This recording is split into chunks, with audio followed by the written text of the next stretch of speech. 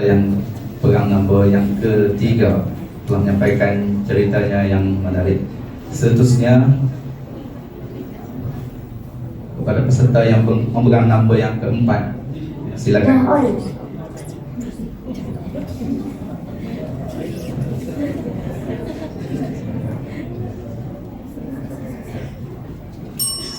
Assalamualaikum warahmatullahi wabarakatuh. Yang dihormati Saf Hakim yang arif lagi bijaksana, penjaga masa yang sentiasa siap siaga, para asatizah yang mulia, serta sidang hadirin sekalian. Wahai kawan-kawan, mari dengar cerita kisah Ya'juj dan Ma'juj, petanda akhir zaman. Wahai kawan-kawan, mari renungkan kisah ini di ragam Al-Quran. Zulkarnain. Kawan-kawan pernah dengar tak nama ini? Masya Allah, hebatnya Zulkarnain. Sampaikan Allah menyebut namanya dalam Al-Quran. Zulkarnain merupakan seorang raja Rum dan Parsi yang terkenal lagi bijaksana. Allah menganugerahinya kekuasaan menguasai timur dan barat, bala tentera yang gagah perkasa, ilmu pengetahuan yang luas, serta kemahiran berbahasa yang pelbagai. Sebagaimana firman Allah dalam surah Al-Kahfi ayat 84 yang bermaksud, sesungguhnya kami telah pun memberikan kepadanya kekuasaan di atas muka bumi, dan kami telah pun memberikan kepadanya jalan untuk mencapai segala sesuatu. Walaupun dilimpahkan dengan pelbagai nikmat dan kelebihan, namun Zulkarnain tidak pernah sombong, malah semakin bertakwa. Persis peribahasa mengikut resmi padi, semakin berisi semakin menunduk. Zulkarnain pergi mengembara dari barat menuju timur, tiba antara dua gunung, bertemu dengan satu kaum, mengadu tentang kezaliman, minta bina sebuah tembok pemisah antara mereka dengan kaum Ya'juj dan Ma'juj. Siapakah Ya'juj dan Ma'juj, kawan-kawan? Mengapa sampai harus membina tembok pemisah? Allah berfirman dalam surah Al-Kahfi ayat 94. A'udzu billahi minasy syaithanir rajim. Qalu ya dzal qarnaini inna Ya'juj wa Ma'juj mufsiduna fil ardh. Maksudnya, wahai Zulkarnain, sesungguhnya Ya'juj dan Ma'juj itu orang yang membuat kerosakan di atas muka bumi. Hadirin sekalian, Ya'juj dan Ma'juj merupakan dua bangsa liar dan ganas yang tinggal di tempat matahari terbit.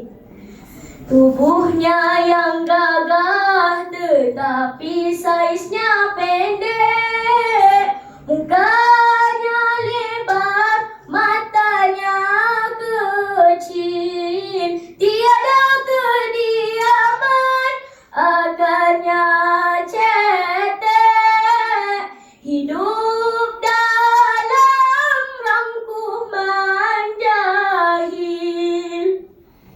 Ya kawan-kawan, dua bangsa ini merupakan makhluk Allah yang sangat ganas dan kejam. Mereka menyiksa, membunuh, serta merosakkan segala bentuk kehidupan yang bernyawa. Allahu Akbar. Patutlah sekumpulan manusia tadi meminta Zulkarnain membina tembok pemisah.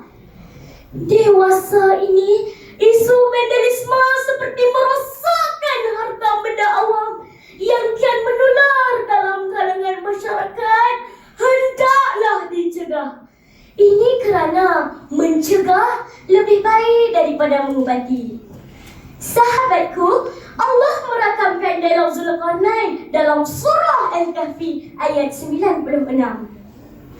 A'udzu billahi minasy syaithanir rajim. Atuni zubaral hadid. Berilah aku potongan-potongan besi. Atuni ufrigh alaihi qitara. Bawalah kepadaku tembaga yang cair mendidih supaya aku tuangkan ke atasnya. Hadirin sekalian, Zulkarnain menyusun besi-besi berpadu tenaga bersama tenteranya. Kini dua puncak gunung jadi sama rata. Dituangkan pula cairan didihan tembaga. Berdirilah teguh tembok yang kukuh. Namun begitu, tembok yang kukuh itu bakal hancur jua suatu masa nanti, sebagaimana firman Allah dalam surah Al-Anbiya ayat 96 yang bermaksud, hingga apabila terbukanya tembok Ya'juj dan Ma'juj, mereka akan meluru turun dari seluruh tempat yang tinggi. Bayangkan, bangsa yang ganas ini akan melimpah ruah di atas muka bumi, bagaikan air banjir yang tak dapat ditahan. Rasulullah SAW pernah bersabda dalam sebuah hadis sahih Bukhari dan Muslim bahawa telah terbukanya sedikit tembok Ya'juj dan Ma'juj sambil menunjukkan lingkaran jari seperti ini. Bayangkan, sudah sebesar manakah tembok itu berlubang? Allahu a'lam. Mutakhir ini, dunia digemparkan dengan pembunuhan besar-besaran oleh pihak Zionis Israel terhadap bumi mujahidin Palestin. Saudara se-Islam kita diseksa dan dibunuh tanpa belas kasihan. Bukankah itu petanda akhir zaman?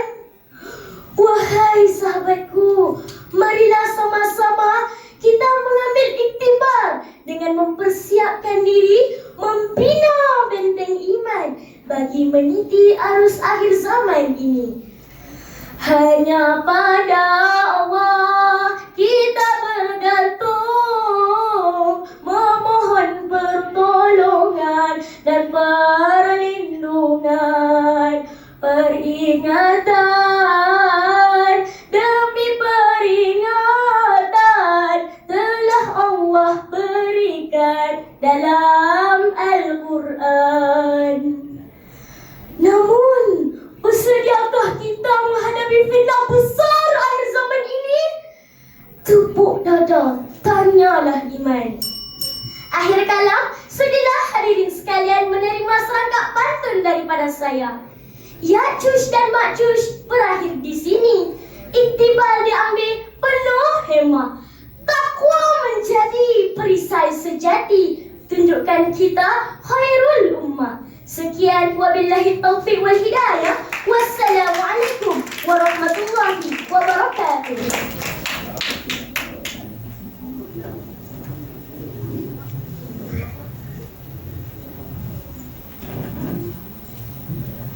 Oh.